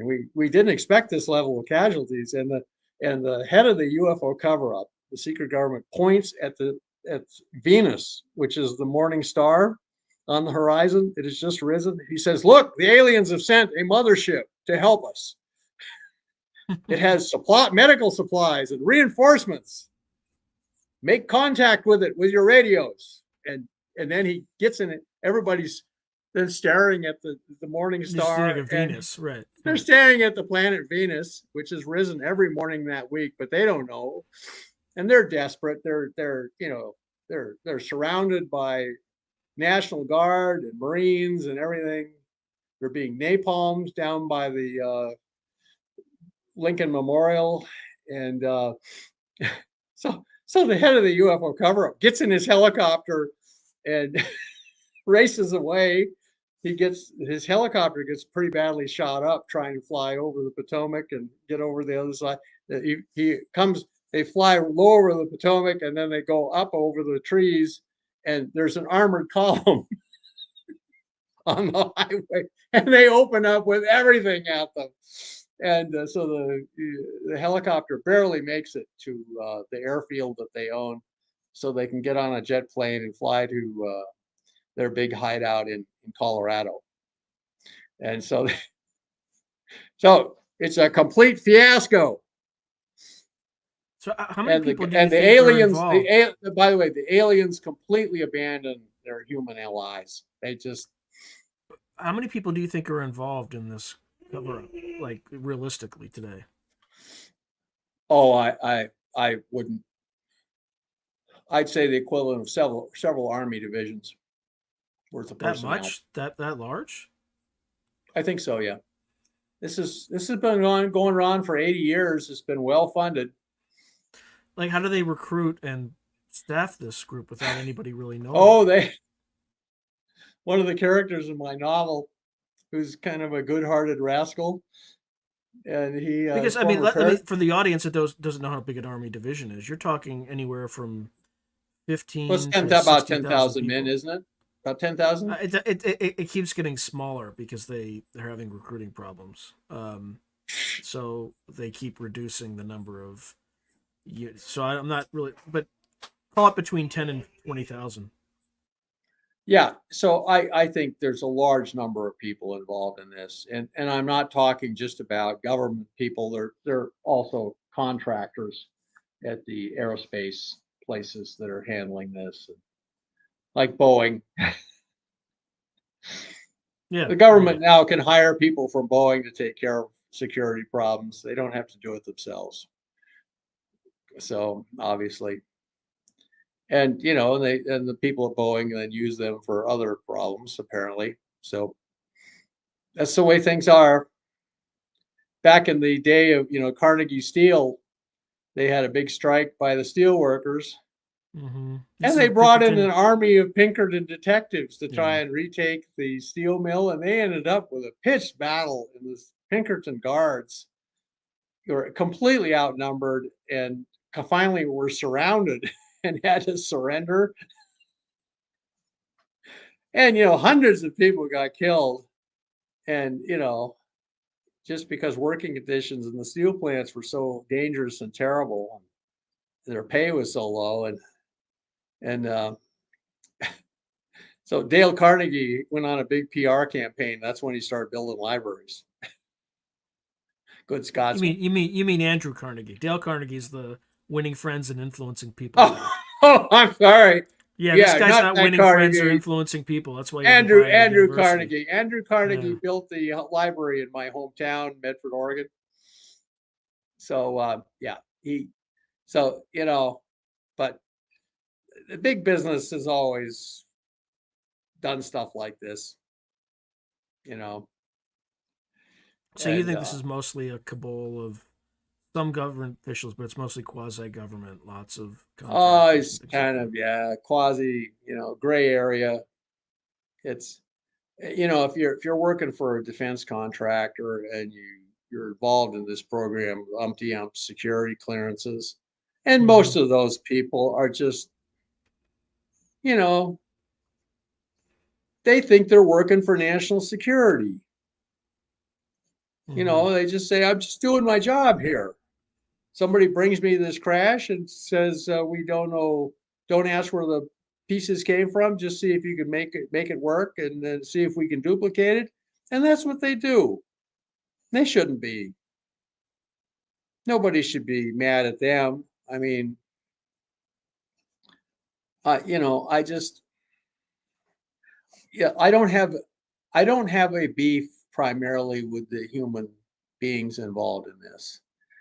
You know, in fact, when the cover up first was going on in the 50s and early 60s, I think it was probably a good thing because it allowed the human race to keep its own self-regard. And then finally, we're landing on the moon. We've got all these technologies, ourselves, and we're in a much different situation than when the UFO cover-up started. But some policies were just grandfathered. So anyway, that's why I'm not trying to gloss over. I'm very aware of some of the horrible things that have happened in the name of preserving this cover-up. And I'm not trying to gloss over those. I'm just saying the real target is the aliens, the hostile aliens. Not all ATs, just some of them. The Pleiadians, and then by the way, according to people I've talked to, the universe is believe it or not, Sean, the universe is a complicated place. It's not simple. There are apparently people who look like the Greys who are actually quite friendly out there. And then there are also, and this is the easiest part for me, there are ones that look like humans that are utter rascals. They may be just renegades, they may be pirates, they may be a different culture that just happens to share our same genetic makeup. But in my novel, The Collapse of the UFO Cover-Up, and you can see, by the way, if you don't want to read the whole thing, it's a long novel, but you can get a synopsis of it called the Morningstar Pass, The Collapse of the UFO Cover-Up, 3rd edition on YouTube. And, in the book, the two women heroines are interviewing this one woman who was abducted by people who look just like us. And they said, well, so you were on their ship. What did they want? And the woman says, they wanted what most men want. And the two women just look at each other with big eyes and, oh my God. The rest of the universe is just as sex crazed as this place. Yes. All right, John, I think we're out of time. So any final words to the audience before we end? Yes. God is with us. We'll get through this. We have friends in outer space. We have a lot of reverse engineered stuff. We're extremely clever, and we're very brave. And we're going to get through this, and our future will look like Star Trek. So there. All right. Thank you, Dr. Brandenburg. Thank you and, so much, John, for having me on. It's and a and for pleasure those and who honor. celebrate, happy Easter, and have a great Yes. night with your families. And if you're not celebrating Easter, have a great rest of the weekend. Thank you very much. Thank you, Sean.